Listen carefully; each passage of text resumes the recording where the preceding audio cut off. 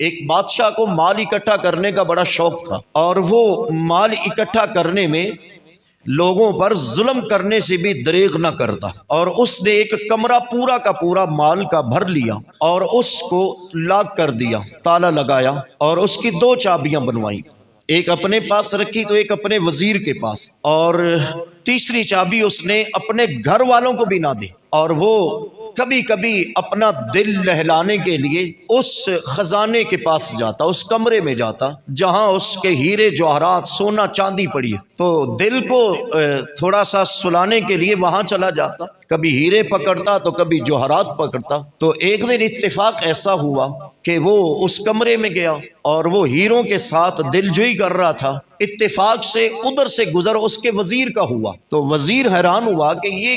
کمرہ کس نے کھولا ہے، بادشاہ آتا تو مجھے ساتھ لے کے آتا۔ تو وزیر نے یہ خیال کیا کہ شاید میں اس کو لاک کرنا بھول گیا، وہ آگے گیا اور اس نے جا کر اس کو تالا لگا دیا۔ تالا لگانے کے بعد وزیر تو آگے اپنا کام چلا گیا، لیکن وہ بادشاہ اپنے اسی خزانے کے دروازے کو کھٹکھٹاتا رہ گیا، کوئی ادھر سے گزر ہی نہیں رہا اور نہ اس کی آواز کہیں جا رہی ہے، یہاں تک کہ کچھ دنوں کے بعد جب اس کی جان پر جان آ گئی تو اس نے سارے ہیرے جواہرات سونا چاندی جو تھا اس کو نیچے بچھایا، اور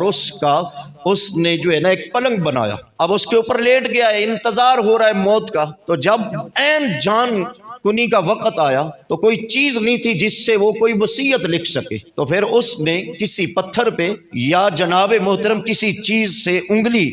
کو مارا تو اس کی انگلی سے خون بہ نکلا، اور اس خون کے ساتھ اتنی سی تحریر لکھتے لکھتے وہ بادشاہ مر گیا کہ لوگوں یہ آ کر دیکھ لینا، سارا کمرہ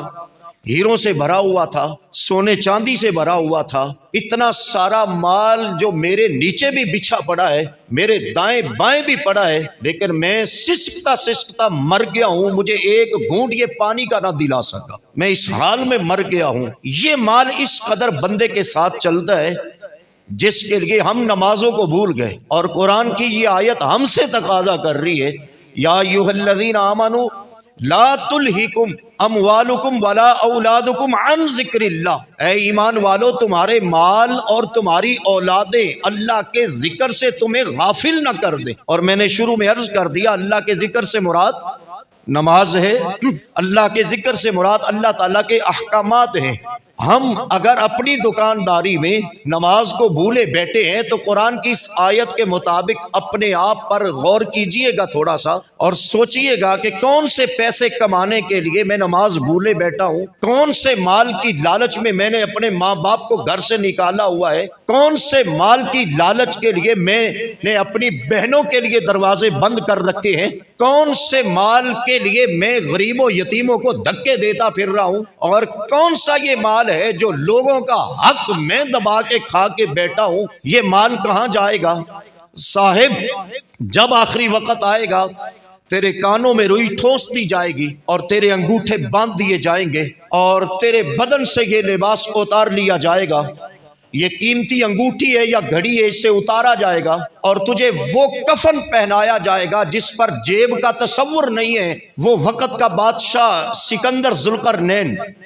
پوری دنیا پہ حکومت کرنے والا یہ شخص گزرا ہے، ایک ملک کا حاکم نہیں، آج تو ایک ملک کے حاکم ہے اور نہ جانے کیا کچھ ہے، یہ پوری دنیا پہ حکمرانی کرنے والا شخص ہے۔ 4 لوگ ہیں جنہوں نے پوری دنیا پہ حکومت کی ہے، اور ان میں 2 مسلمان ہیں تو 2 کافر۔ مسلمانوں میں یہ نام حضرت سکندر ذوالقرنین کا ہے۔ جب وقت آخر آیا تو اپنے وزراء سے کہا جب مجھے نہلا کر کفن پہنا لینا تو میری میت کو جب اٹھانا تو میرے دونوں بازو جو ہیں وہ کفن سے باہر نکالنا۔ کسی نے کہا کہ بلا بازو تو باندھ دیے جاتے ہیں، آپ کیسی وصیت کر رہے ہیں کہ بازوؤں کو کفن سے باہر نکال دینا؟ کہا میں نے پوری دنیا پہ حکومت کی ہے، میرے مرنے کے بعد پوری دنیا میرا چہرہ دیکھنے آئے گی، لیکن جب اٹھی ہوئی میت کو دیکھیں گے تو یہ پیغام لے کر جائیں گے پوری دنیا پہ حکومت کرنے والا آج دنیا کا مال و متاع سب یہاں چھوڑ کے جا رہا ہے، اپنے ساتھ جا رہا ہے، تو یا 2 گز کا کفن جا رہا ہے یا 2 گز کی قبر جا رہی ہے۔ ہاتھ میں کیا رہ جاتا ہے جس کے لیے ہم لوگ جو ہے اس قدر غافل ہیں کہ ہم اپنی نمازوں سے بھی دور ہو گئے۔